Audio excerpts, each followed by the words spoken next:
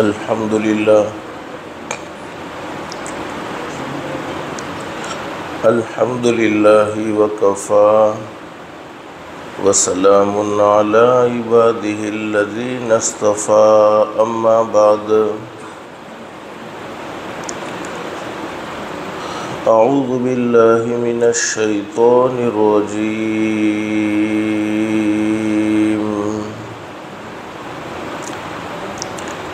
بسم الله الرحمن الرحيم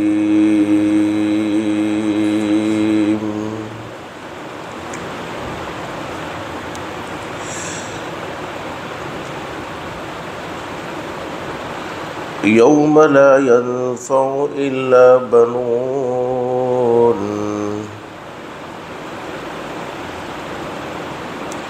يوم لا ينفع مال ولا بنون إلا من أتى الله بقلب سليم صدق الله العظيم قال النبي صلى الله عليه وسلم ألا إن في الجسد مضغة إذا صلحت صلح الجسد كله وإذا فسدت فسد الجسد كله ألا وهي القلب أو كما قال النبي صلى الله عليه وسلم صدق رسوله النبي الكريم رب اشرح لي صدري ويسر لي أمري واحلل عقدة من لساني يفقهوا قولي سبحانك لا علم لنا إلا ما علمتنا إنك أنت العليم الحكيم درود شریف پڑھیں اللهم صل على محمد وعلى آل محمد كما صليت على إبراهيم وعلى آل إبراهيم إنك حميد مجيد اللهم بارك على محمد وعلى آل محمد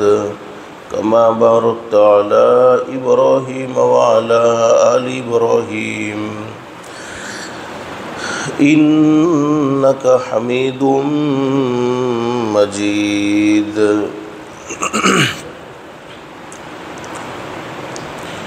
آج رمضان المبارک کے مہینے کا 7واں روزہ ہے۔ رحمت کا عشرہ مکمل ہونے میں صرف 3 دن باقی رہ گئے ہیں۔ بس اللہ سے دل سے دعا کر لو، جتنا وقت غفلت میں گزرا ہے تو اللہ پاک ہم سب کو معاف فرمائے، اور جتنے دن باقی ہیں اللہ پاک ہم سب کو ان کی قدردانی کی توفیق و سعادت نصیب فرمائے۔ گزشتہ درس میں ذکر کیا تھا کہ اللہ کے قرآن کریم پر ایمان لانا ضروری ہے۔ قرآن کریم کی ہم پر 5 حقوق ہے، ان میں سے سب سے پہلا حق اللہ کے قرآن کریم پر ایمان لانا۔ دوسرا حق قرآن کریم کا بیان فرمایا کہ اس کی تلاوت کرنا، جیسا کہ پہلے ذکر کیا جا چکا ہے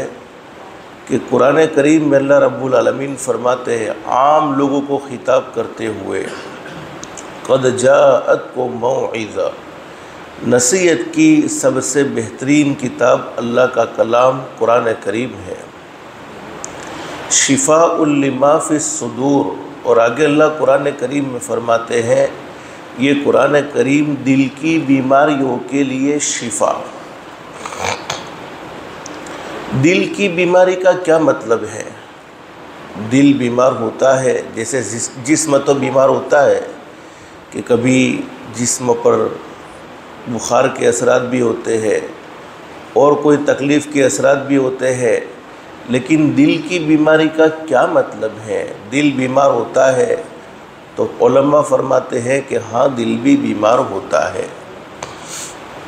دل کا بیمار ہو جانا یعنی دل کی ایک بیماری دل کی سختی ہے،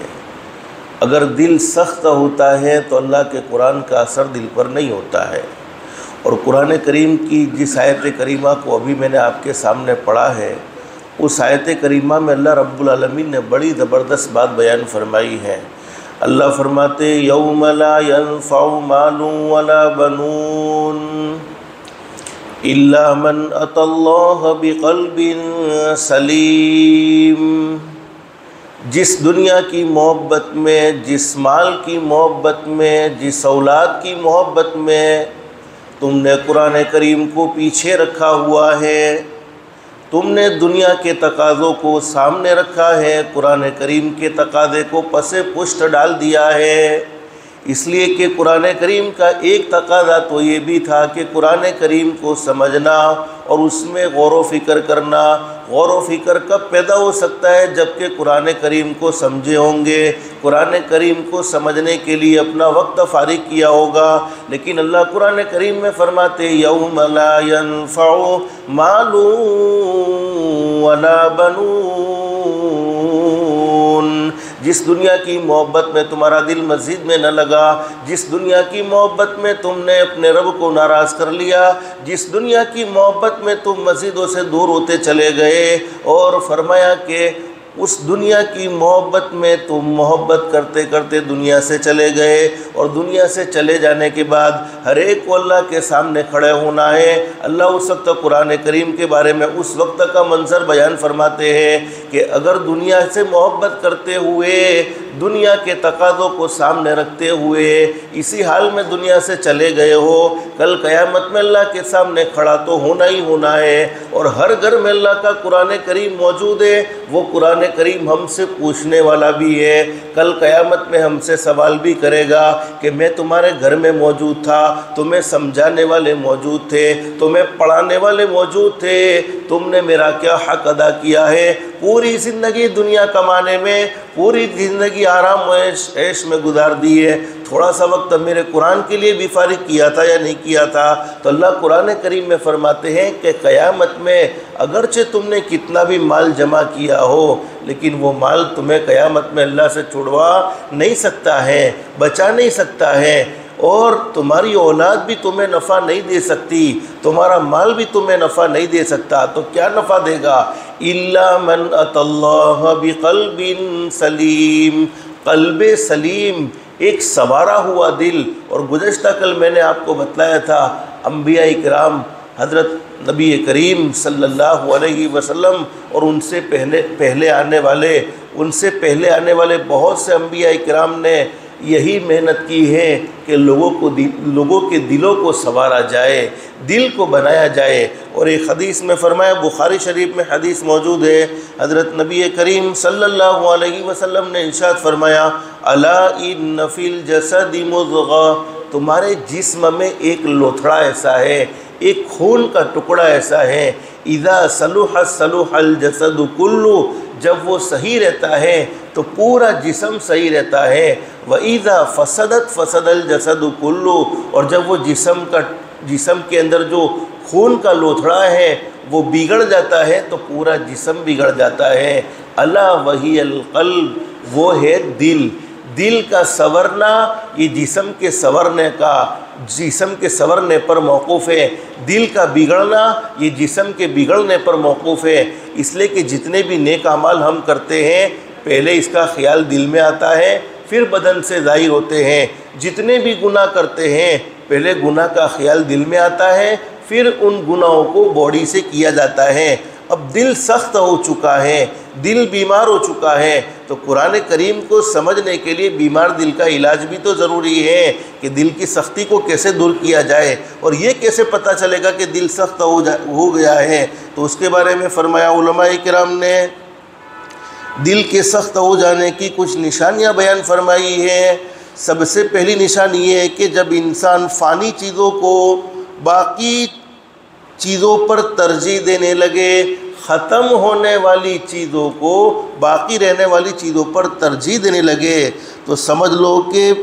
دل سخت ہو گیا ہے، دل بیمار ہے، مثلا دنیا کا گھر اچھا لگتا ہے مگر آخرت کے گھر بنانے کی کوئی فکر نہیں ہے، جنت میں گھر بنانے کی کوئی فکر نہیں ہے، دنیا میں عزت مل جائے مگر آخرت کی عزت یا ذلت کی سوچ دل میں بالکل نہیں ہے،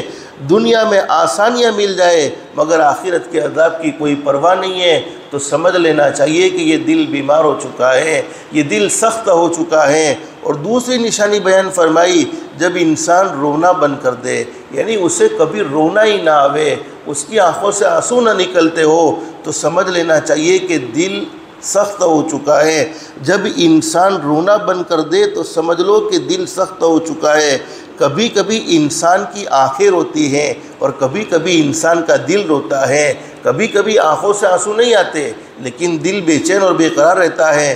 دل کا رونا آنکھوں کے رونے پر فضیلت رکھتا ہے۔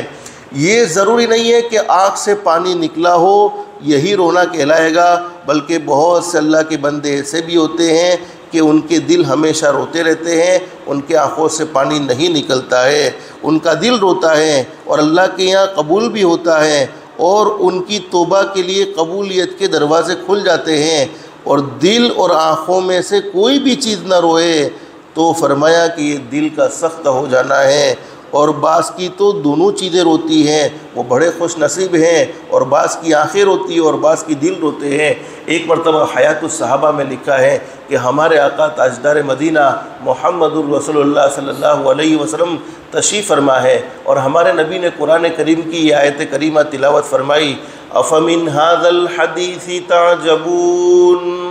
وتضحکون ولا تبکون۔ اللہ قرآن کریم میں فرماتے، سن لو لوگو، کیا تم ایسے خوف کی باتیں سن کر بھی، کیا ایسے ڈر کی باتیں سن کر بھی، اللہ کے کلام کو سن کر بھی، آخرت کو سن کر بھی، جنت اور جہنم کو سن کر بھی تم تعجب کرتے ہو اور تمہیں رونا نہیں آتا ہے، تم ہمیشہ ہنستے رہتے ہو، تمہارے دل میں رونے کا احساس پیدا نہیں ہوتا ہے۔ آخرت کو سنا ہے، جہنم کو سنا ہے، لیکن تمہارے دل میں کبھی رونا نہ آیا اور تمہاری آنکھیں کبھی روئی نہیں۔ حدیث شریف میں موجود ہے، حضرت نبی کریم صلی اللہ علیہ وسلم کی مجلس میں صحابہ کرام اصحاب صفہ، جو علم حاصل کرنے والے صحابہ کرام تھے، جن کا کوئی گھر نہیں تھا، کوئی مکان نہیں تھا، بس ان کا کام ہی یہی تھا کہ حضرت نبی کریم صلی اللہ علیہ وسلم کی چوکھٹ پر رہتے تھے اور حضرت نبی کریم صلی اللہ علیہ وسلم کی مبارک زبان سے باتوں کو سن کر اپنے دلوں میں محفوظ کر لیتے تھے۔ حدیث شریف میں موجود ہے کہ صحابہ کرام یہ آیت کریمہ سن کر رونے لگے۔ صحابہ کرام کے رونے کو دیکھ کر ہمارے نبی حضرت محمد الرسول اللہ صلی اللہ علیہ وسلم نے بھی رونا شروع کر دیا اور حضرت نبی کریم صلی اللہ علیہ وسلم نے قسم کھا کر فرمایا، ہمارے نبی روتے روتے کہہ رہے ہیں، اللہ کی قسم وہ آدمی جہنم میں نہیں جائے گا، اس آدمی پر جہنم کی آگ حرام ہو گئی ہے، بلکہ ہمارے نبی حضرت محمد الرسول اللہ صلی اللہ علیہ وسلم نے فرمایا، جہنم کی آگ تو دور کی بات، جہنم کا دھواں بھی اس آدمی کے قریب نہیں آئے گا جو اللہ کے خوف سے صرف ایک مرتبہ رویا ہو اور اللہ کے خوف سے صرف ایک مرتبہ اس کی آنکھوں سے آنسو آ گئے ہو، اور وہ آدمی جنت میں نہیں جائے گا جو گناہ کر کے بھی اکڑنے والا ہو، گناہ کر کے بھی فخر کرنے والا ہو، گناہ کر کے بھی گھمنڈ کرنے والا ہو، اسے معلوم ہو جائے کہ فلانا کام شریعت میں پسند نہیں کیا ہے، اس کے باوجود اس کو کرتا ہے، اسے معلوم ہو جائے کہ فلانا کام اللہ نے پسند نہیں کیا ہے، اس کے باوجود بھی وہ فلانے کام کی طرف آگے بڑھتا چل رہا ہے، تو ہمارے نبی نے فرمایا ایسا آدمی جنت میں نہیں جائے گا۔ اللہ ہم سب کو رونے والا بنائے۔ تو یہ دل کے سخت ہونے کی ایک نشانی یہ بھی ہے کہ کبھی رونا نہ آتا ہو۔ ایک اور نشانی ہے کہ جب انسان کا نفس اللہ رب العالمین کی یاد سے گھبرائے اور مخلوق کے ساتھ بیٹھنے کا شوق دل میں پیدا ہو جائے۔ بہت کم لوگ ہوں گے جو مسجد کو کسی عذر کی وجہ سے چھوڑ کر جاتے ہیں، اکثر کا دل مسجد میں لگتا ہی نہیں ہے۔ سب سے بڑا مسئلہ یہ ہے، اللہ نے ہم پر احسان کا معاملہ فرمایا، بس اللہ ہم سب کو قدردانی کی توفیق نصیب فرمائے، ورنہ اللہ کے گھر میں دل کا لگ جانا یہ اللہ کی بہت بڑی نعمت ہوتی ہے، یہ اللہ کا بہت بڑا انعام ہوتا ہے۔ بہت کم لوگ ایسے ہوتے ہیں کہ جن کو کوئی عذر ہوتا ہے اور وہ مسجد چھوڑ کر جاتے ہیں، ورنہ اکثر کا دل تو مسجد میں رہنے سے گھبراتا ہے، بے چین اور بے قرار ہو جاتا ہے۔ اور علماء نے نشانی لکھی ہے کہ جب مومن مسجد میں آتا ہے، ایمان والا مسجد میں آتا ہے، جس کے دل میں اللہ کی محبت ہوتی ہے، اللہ کے نبی کی محبت ہوتی ہے، اس کو ایسا سکون ملتا ہے جیسے مچھلی کو پانی میں سکون ملتا ہے۔ اور جب منافق یعنی اوپر کا مسلمان، جس کے ایمان کا اللہ کے یہاں کوئی اعتبار نہیں، جب وہ مسجد میں آتا ہے، وہ ایسا بے چین اور بے قرار ہوتا ہے کہ جیسے مچھلی پانی کے بغیر تڑپتی ہے۔ اللہ ہم سب کی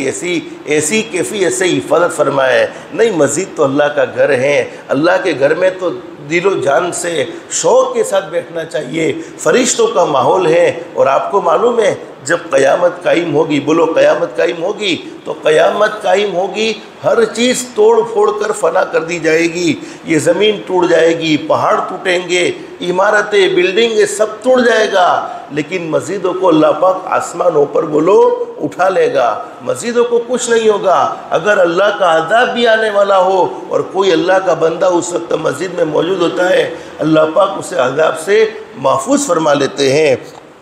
تو فرمایا کہ جب انسان کا نفس اللہ رب العالمین کی یاد سے گھبرائے اور مخلوق کے ساتھ بیٹھنے سے خوش ہو، تو سمجھ لینا چاہیے یہ دل کے مر جانے کی نشانی ہے۔ اللہ کی یاد سے گھبرانے کا مطلب یہ ہے کہ جب انسان کا دل تسبیح پڑھنے، ذکر کرنے سے گھبرائے، یعنی فرماتے ہیں کہ اس کا دل مصلی پر بالکل نہ لگتا ہو۔ مصلی پر دل نہیں لگتا ہے تو سمجھ لو کہ یہ دل سخت ہو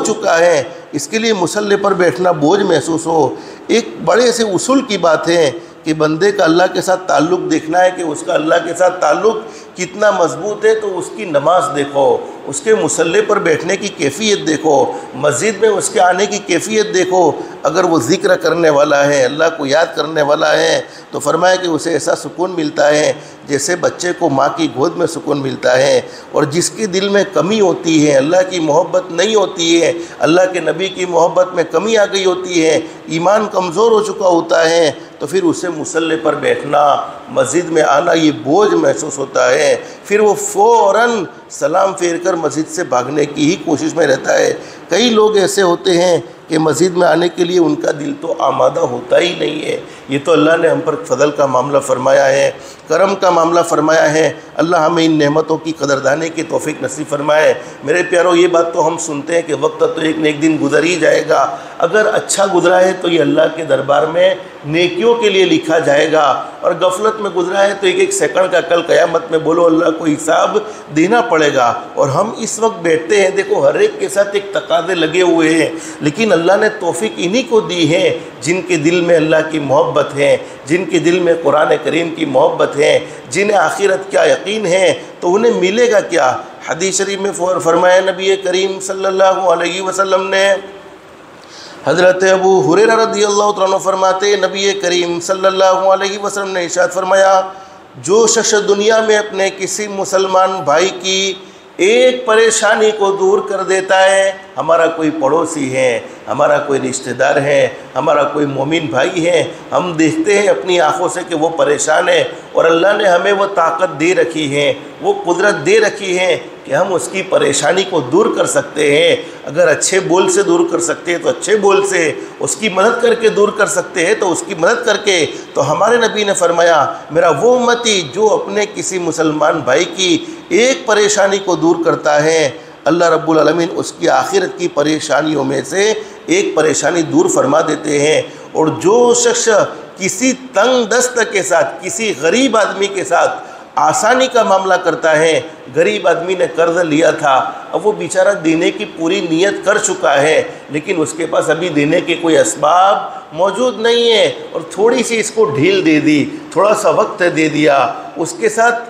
آسانی کا معاملہ فرمایا، تو اللہ رب العالمین دنیا اور آخرت میں اس کے لیے آسانی پیدا فرما دیں گے۔ اور آخرت میں آسانی کا مل جانا یہ تو اللہ کی بہت بڑی نعمت۔ پھر فرمایا نبی کریم صلی اللہ علیہ وسلم نے، اللہ رب العالمین اس وقت تک بندے کی مدد فرماتے ہیں جب تک کہ وہ اپنے مسلمان بھائی کی مدد کرتا ہے۔ آگے بڑی زبردست بات بیان فرمائی ہمارے نبی حضرت محمد الرسول اللہ صلی اللہ علیہ وسلم نے ارشاد فرمایا، جو کوئی علم حاصل کرنے کے لیے، قرآن کریم کو سمجھنے کے لیے لیے، قرآن کریم کے پیغام کو سننے کے لیے کسی راستے پر چلتا ہے، جو کوئی طلب علم کے لیے کسی راستے پر چلتا ہے، اللہ رب العالمین اس کے لیے جنت کا راستہ آسان فرما دیتے ہیں۔ اور جو لوگ کسی گھر میں اکٹھے ہو کر، چاہے مسجد میں ہو چاہے کسی اور جگہ پر ہو، کسی گھر میں اکٹھے ہو کر اللہ کے قرآن کی تلاوت کرتے ہیں، اللہ کے قرآن کو سمجھتے ہیں، اللہ کے قرآن کو پڑھتے ہیں اور آپس میں پڑھتے پڑھاتے ہیں،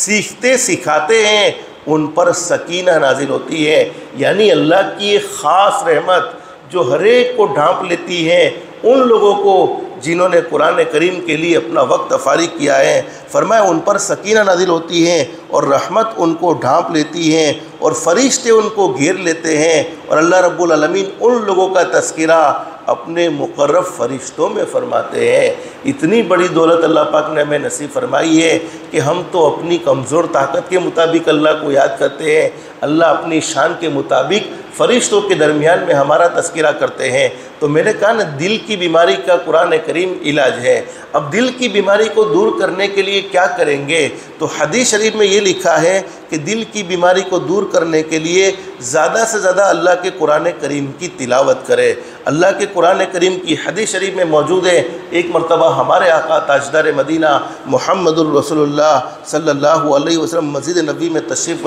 لائے۔ صحابہ کرام کا لمبا چوڑا مجمع مسجد نبوی میں بیٹھا ہوا ہے، اور حضرت نبی کریم صلی اللہ علیہ وسلم نے صحابہ کرام کے درمیان میں فرمایا، میرے صحابہ کرام، جیسے لوہے کو جنگ لگتا ہے، کاٹ لگتا ہے، اسی طریقے سے گناہوں کی نحوست کی وجہ سے دلوں کو بھی کاٹ لگ جاتا ہے۔ دل کو کاٹ لگتا ہے، دل سخت ہو جاتے ہیں۔ صحابہ کرام کے دل سخت نہیں تھے بلکہ بڑے موم دل تھے۔ حدیث شریف میں موجود ہے، ایک مرتبہ حضرت نبی کریم صلی اللہ علیہ وسلم نے سورہ بروج کی ایک آیت کریمہ ثم لم يتوبوا فلهم عذاب جہنم وَلَهُمْ عَذَابُ الْحَرِيقِ صحابہ کرام کے درمیان میں تلاوت کی۔ ایک صحابی مجلس کے ختم ہونے پر گھر پر تشریف لے گئے، بے چین اور بے قرار ہو گئے، پورا دن بے چینی اور بے قراری میں گزرنے لگا، لیکن جب رات کو سونے لگے، سو رہے تو نیند نہیں آتی ہے، کبھی ادھر کروٹ بدل رہے ہیں کبھی ادھر کروٹ بدل رہے ہیں۔ اب بیٹی نے اپنے ابا کو یہ تڑپتے ہوئے دیکھا ہے کہ میرے ابا بڑے پریشان ہیں، سونے کی کوشش کرتے ہیں لیکن میرے ابا کو نیند نہیں آ رہی ہے۔ اب بیٹی اپنے باپ کے تڑپنے کو برداشت نہ کر سکی، باپ کے تڑپنے نے بیٹی کی نیند کو بھی ختم کر دیا، اور بیٹی پوری رات اپنے ابا کو تڑپتے ہوئے دیکھ رہی، کبھی ابا ادھر کروٹ بدلتے ہیں کبھی ادھر کروٹ بدلتے ہیں۔ صبح میں جب صحابی اٹھے ہیں فجر کی نماز کے لیے، بیٹی نے فوراً پوچھ لیا، ابا میں پوری رات دیکھتی رہی ہوں کہ آپ کی نیند ختم ہو گئی، آپ کو سکون کی نیند نہیں آئی ہے، معلوم نہیں کون سی پریشانی میں آپ مبتلا ہو گئے ہیں، کون سا ٹینشن آپ کے دماغ پر سوار ہے۔ اس وقت صحابی نے روتے ہوئے اپنی بیٹی سے فرمایا، اولاد کی تربیت ہو تو ایسی تربیت ہو۔ کیا فرمایا کہ بیٹی، کل حضرت نبی کریم صلی اللہ علیہ وسلم کی زبان مبارک سے قرآن کریم کی ایک آیت کریمہ کو سن کر آیا ہوں، اور اس آیت کریمہ میں ثم لم يتوبوا فلهم عذاب جہنم وَلَهُمْ عَذَابُ الْحَرِيقِ آیت کریمہ میں اللہ پاک پیغام یہ دینا چاہتے ہیں، او لوگو، ایک نہ ایک دن یہ دنیا چھوڑ کر چلے جانا ہے، تم غلط کرو گے صحیح کرو گے، اچھا کرو گے برا کرو گے، موت تو بہرحال آنی ہی آنی ہے۔ اگر برا کرتے کرتے دنیا سے چلے گئے، غلط کرتے کرتے دنیا سے چلے گئے، گناہوں میں زندگی گزاری اور توبہ کا تمہیں وقت نہ ملا، توبہ کی تمہیں فرصت نہ ملی، اس سے پہلے تمہاری موت آ گئی، فَلَهُمْ عَذَابُ جَهَنَّمْ وَلَهُمْ عَذَابُ الْحَرِيقِ تو جہنم کا جلا دینے والا عذاب تمہارے لیے تیار کیا جا چکا ہے۔ صحابی فرماتے کہ میں نے حضرت نبی کریم صلی اللہ علیہ وسلم کی زبان مبارک سے صرف یہ آیت کریمہ کو سنا ہے، اور دل کو بے چین اور بے قراری محسوس ہو رہی ہے، دل میں سے سکون و اطمینان ختم ہو گیا، معلوم نہیں مرنے کے بعد کیا حال بنے گا۔ اور میرے پیارو، دل سخت ہیں، اس وجہ سے قرآن کریم کی کئی آیتوں کئی آیت کریمہ کا ترجمہ ہم نے سنا ہے، لیکن ہمارے دل پر اس کا کوئی اثر نہیں ہوتا۔ بس اللہ سے دل سے دعا کر لو، اللہ ہم سب کے دل کو موم بنائے، نرم بنائے، زندہ فرمائے۔ تو ہمارے نبی مسجد نبی میں تشریف لائے، صحابہ کرام کے درمیان میں فرمایا ہے کہ جس طریقے سے لوہے کو کاٹ لگتا ہے، اسی طریقے سے دلوں کو بھی کاٹ لگتا ہے۔ دل کے کاٹ کی دو صورتیں ہیں، ایک تو اللہ کے قرآن کریم کی تلاوت کرو، دوسرا موت کو ہمیشہ یاد کرو۔ جب بھی آدمی کسی کے ساتھ برا کرے گا یا اللہ کو ناراض کرنے والا کوئی کام کرے گا اور وہ اپنے مرنے کو یاد رکھے گا تو بولو دل نرم ہو جائے گا کہ نہیں ہو جائے گا؟ کہ نہیں، میں غلط کروں گا لیکن ایک نہ ایک دن مر تو جانا ہے۔ اور ایک حدیث میں موجود ہے، حضرت ابو ہریرہ رضی اللہ عنہ فرماتے ہیں، ایک مرتبہ حضرت اقدس نبی کریم صلی اللہ علیہ وسلم تشریف فرمائے، ایک آدمی حضرت نبی کریم صلی اللہ علیہ وسلم کی خدمت میں آئے اور فرمایا، اللہ کے نبی میرا دل بہت زیادہ سخت ہو چکا ہے۔ حضرت نبی کریم صلی اللہ علیہ وسلم نے فرمایا، اگر تمہارا دل سخت ہو چکا ہے تو یتیموں کے سروں پر شفقت کے ہاتھ پھیرا کرو، یعنی وہ بچے جن کے باپ نہیں ہیں، جو باپ بغیر کے ہیں اور وہ معصوم ہیں، ابھی جوان نہیں ہوئے ہیں، ان کے سر پر شفقت کا ہاتھ پھیرا کرو اور مسکینوں کو یعنی غریبوں کو کھانا کھلایا کرو۔ یہ کوئی مشکل مسئلہ نہیں ہے، اگر اللہ نے مال و دولت دیا ہے، اور یتیم کے سر پر ہاتھ پھیرنا بھی کوئی مشکل مسئلہ نہیں ہے۔ ان دو کاموں کی برکت سے اللہ پاک تمہارے دل کو نرم بنا دے گا۔ کسی انسان کا دل کتنا ہی سخت کیوں نہ ہو، لیکن ایک اچھی فطرت کا، سلیم الفطرت کا دل کسی یتیم کو دیکھ کر بھر جاتا ہے، اور جب یہ سوچتا ہے کہ جس طرح میں اپنی اولاد کا ایک مشفق اور مربی باپ ہوں، اسی طرح اس کا بھی اسی طرح کوئی نہ کوئی مشفق اور مربی باپ ہوگا جس کی شفقت سے آج یہ بچہ محروم ہے۔ اگر اس نیت سے وہ کسی یتیم کے سر پر کسی یتیم کے سر پر ہاتھ پھیرے اور کسی یتیم کے ساتھ رحم و کرم کا برتاؤ کرنے لگتا ہے تو آہستہ آہستہ اللہ رب العالمین اس کے دل کی سختی کو دور فرما دیتے ہیں، اس کے دل کی سختی کو دور فرماتے ہیں۔ اور حدیث شریف میں حضرت نبی کریم صلی اللہ علیہ وسلم نے بہت آسان علاج بتایا ہے کہ اگر یتیم کے سر پر ہاتھ پھیریں گے دل کی سختی دور ہو جائے گی۔ بس اللہ سے دل سے دعا کر لو، اللہ ہم سب کے دل کو موم بنائے اور دل کی سختی سے اللہ پاک ہم سب کی حفاظت فرمائے۔ دل بگڑ جاتا ہے، بدن بگڑ جاتا ہے، جسم بگڑ جاتا ہے، دل سنور جاتا ہے، بدن بھی سنورتا ہے، جسم بھی سنورتا ہے۔ اور ہم نے یہ حدیث کئی مرتبہ سنی ہے، اللہ رب العالمین تمہاری صورتوں کو اور تمہارے جسموں کو بولو نہیں دیکھتا ہے، وہ تمہارے دل کو اور دل کی نیتوں کو دیکھتا ہے۔ تو اصل دل بنانا چاہیے۔ اللہ ہم سب کے دل کو اچھا بنا دے، دل کو پاک صاف بنا دے۔ دل پاک صاف ہو جائے گا، دل میں سے گناہوں کی نفرت ہوگی، اور گناہوں کی نفرت دل میں پیدا ہو جائے گی، اور اللہ کی محبت دل میں پیدا ہو جائے گی، مخلوق کی نفرت سے دل پاک صاف ہوگا تو یقیناً یہ دل قرآن کریم کو ضرور قبول کرے گا، قرآن کریم کی باتیں اس دل پر ضرور اثر کرے گی۔ اللہ سے دل سے دعا ہے، اللہ ہم سب کو ایک بنائے، نیک بنائے، آپس میں محبت کے ساتھ زندگی گزارنے کی توفیق نصیب فرمائے، اعمال صالحہ کا جذبہ اپنے فضل و کرم سے نصیب فرمائے، اور گناہوں سے بچنا ہم سب کے لیے آسان فرمائے، دنیا بھی بہتر سے بہتر بنائے، آخرت بھی بہتر سے بہتر بنائے۔ روزانہ کی طرح آج بھی ایک دعا آپ کو بتلا دیتا ہوں۔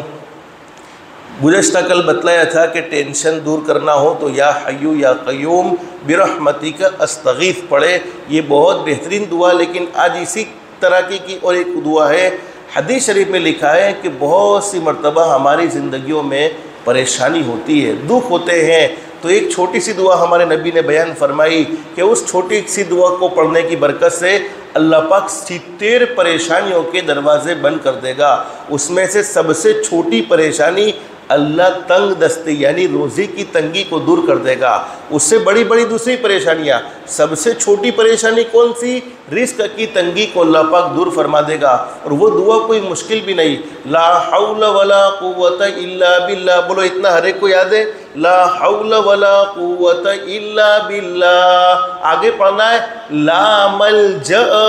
ولا منجأ من اللہ الا الیہ، بس اتنا سا پڑھنا ہے۔ لا حول، پڑھو ایک مرتبہ، لا حول